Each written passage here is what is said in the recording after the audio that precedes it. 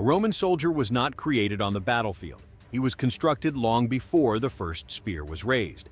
Rome did not rely on raw bravery or personal heroics. It relied on psychological conditioning.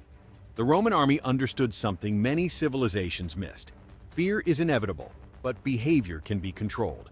A Roman recruit entered the army as a citizen or subject, but that identity was intentionally dismantled. Personal markers, distinct clothing, individual weapons, even personal decision-making were stripped away and replaced with standardized armor, shields, formations, and commands. This uniformity was not merely logistical efficiency, it was psychological design. By erasing visible and behavioral differences, Rome reduced self-awareness in combat. A soldier who does not stand out does not hesitate to protect himself at the expense of the group. The individual ego was weakened so the collective ego could dominate. This process aligns with what modern psychology defines as de-individuation, a state in which self-identity is submerged into group identity, reducing fear of judgment and personal consequence. In battle, this allowed Roman soldiers to act without internal debate. They did not evaluate danger through a personal lens. Will I survive? Will I be injured? But through a collective one. Is the line holding? The shield wall did not belong to one man. It belonged to Rome. Breaking formation was not just a tactical failure, it was a psychological betrayal of identity. Over time, the soldier's sense of self fused entirely with the unit. Loyalty shifted away from family, tribe, or personal survival toward the cohort and legion. This made retreat psychologically difficult, even when physically possible. To flee meant losing oneself entirely: status, honor, belonging.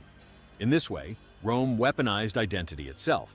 The soldier did not fight as an individual defending his life. He fought as a component preserving a system in which his only remaining sense of worth existed. Rome never attempted to eliminate fear from its soldiers, because fear is biologically unavoidable. Instead, it reorganized fear into a controlled hierarchy. A Roman soldier feared punishment from his own command more than the enemy in front of him. Disobedience, cowardice, or breaking formation carried consequences that were immediate, public, and severe. These punishments were not arbitrary acts of cruelty. They were consistent and predictable. Psychological stability in extreme situations comes from knowing outcomes in advance, even when those outcomes are harsh. By making internal discipline more threatening than external danger, Rome redirected fear inward, away from panic and toward compliance. The enemy represented uncertainty, unknown weapons, tactics, and intentions. Roman authority represented certainty. When fear peaked in battle, the soldier's mind gravitated toward the safer psychological option, following orders. Obedience became a coping mechanism. In this way, fear did not paralyze the Roman soldier. It disciplined him, channeling survival instincts into controlled collective action rather than individual flight. Roman training was built around repetition to the point of mental saturation. Marching for hours under heavy load, constructing camps every night regardless of exhaustion, and drilling the same combat movements endlessly were not meant to inspire toughness alone. They were designed to shift behavior from conscious choice to automatic execution. Under extreme stress, the human brain loses its ability to reason clearly. Rome anticipated this failure and replaced thinking with habit. When fear disrupted higher cognition, trained routines took control. This reliance on procedural memory gave Roman soldiers a psychological advantage in chaos. A man did not need to evaluate his surroundings or interpret complex commands. His body already knew what to do. Shield up, step forward, hold the line. Routine acted as mental insulation, reducing panic by narrowing focus to familiar actions. In battle, where unpredictability overwhelms the mind, repetition created stability. The Roman soldier survived not by reacting creatively, but by repeating what had already been carved into him through discipline. The Roman army removed environmental uncertainty wherever possible, even in hostile territory. Every marching day followed a predictable rhythm: movement, labor, rest, guard duty. More importantly, every camp was constructed using the same layout, dimensions, and defensive logic. Streets, gates, command tents, and sleeping quarters were always placed in familiar positions. This consistency was not convenience, it was psychological stabilization. Familiar environments reduce cognitive stress, allowing the mind to conserve energy for threat response rather than orientation.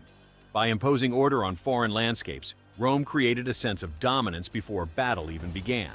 Chaos weakens morale. Structure reinforces control. The camp functioned as a mental reset, signaling to the soldier that Rome still governed his world, regardless of distance from home. Inside the walls, anxiety diminished, routines resumed, and identity was reinforced. The camp was not merely a shelter from attack, it was a controlled psychological space that prevented fear from accumulating and eroding discipline over time. Roman honor was engineered to function as a social control mechanism rather than a personal virtue. Recognition, promotions, and decorations were granted publicly, reinforcing the idea that worth was measured by visible contribution to the unit. Likewise, shame was deliberately exposed. Cowardice, failure, or disobedience were remembered and shared, ensuring that reputational consequences extended beyond the battlefield. This created constant social pressure, where every soldier was aware that his actions would be judged not privately, but permanently. This system transformed peers into psychological enforcers. A Roman soldier was rarely alone in his fear because he was always under observation. The anticipation of collective judgment became a stronger motivator than abstract loyalty to Rome itself. Retreat meant more than survival, it meant social erasure. Honor, in this context, was not about glory, it was about belonging. By tying identity to reputation within the group, Rome ensured that soldiers fought not to achieve greatness, but to avoid becoming a permanent stain on the memory of their unit. Roman military culture deliberately stripped violence of emotional meaning. Soldiers were not encouraged to hate the enemy, seek revenge, or act out of personal anger. Emotional intensity was seen as destabilizing. It narrowed judgment and broke formation discipline. Instead, violence was framed as the execution of a role assigned by the state. Roman soldier did not feel his way through combat, he performed it. Killing was not an expression of passion, but a task completed under authority. This framing created psychological distance between the soldier and his actions. By separating duty from emotion, Rome reduced hesitation and long-term mental conflict. The soldier did not evaluate the morality of each act in the moment. That responsibility was transferred upward to command and law. This compartmentalization allowed soldiers to function repeatedly in violent environments without paralysis or collapse. Violence became procedural, regulated, limited, and controlled, ensuring that the mind remained stable even when the actions themselves were extreme. Roman command structures were designed to provide mental stability under pressure. Officers positioned themselves where they could be seen, not hidden behind the lines. Visibility mattered.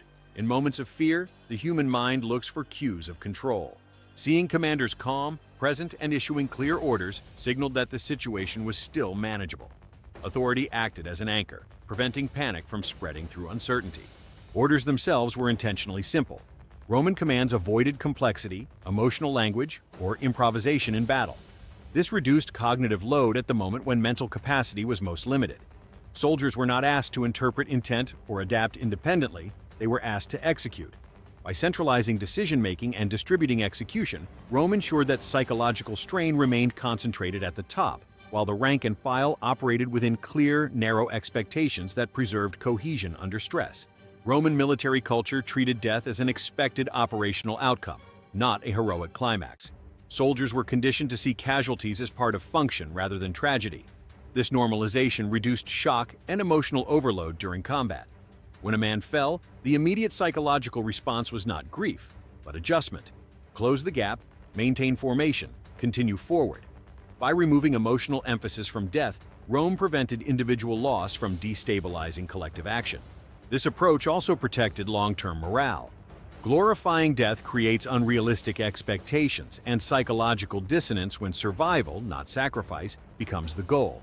Rome instead rewarded endurance, discipline, and effectiveness. A soldier's value lay in how long and how reliably he could function. Death was acknowledged, recorded, and honored later, but never allowed to interrupt the moment.